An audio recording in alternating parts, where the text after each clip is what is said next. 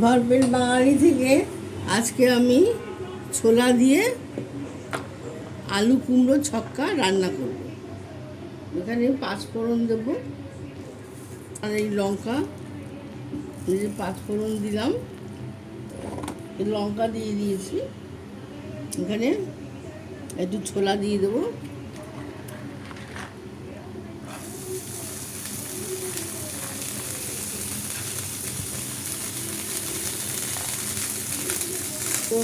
ভেজে এই যে আলু কুমড়ো আর টমেটোটা দিয়ে দিচ্ছি।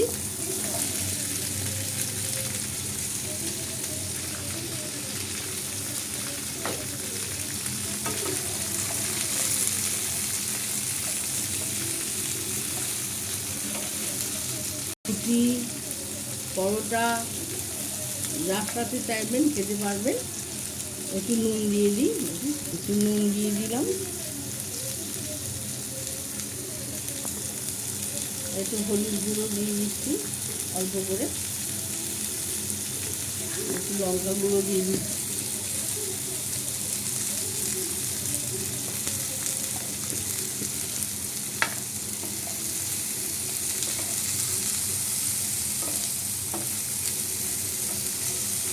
দিয়ে দিই। এটা একটু নরম হোক।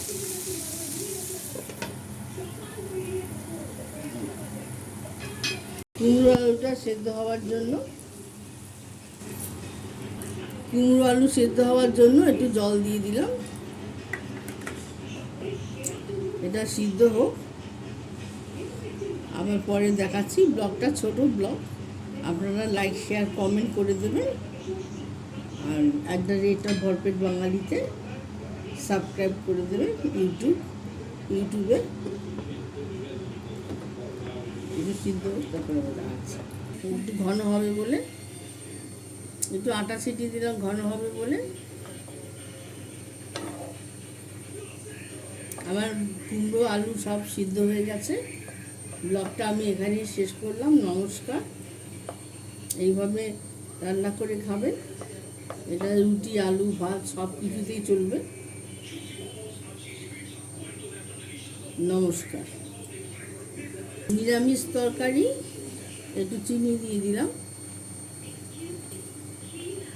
একটু মিষ্টি মিষ্টি ভালো লাগে, আপনারাও দিয়ে মিষ্টি, যারা যেরকম মিষ্টি খান দেবেন।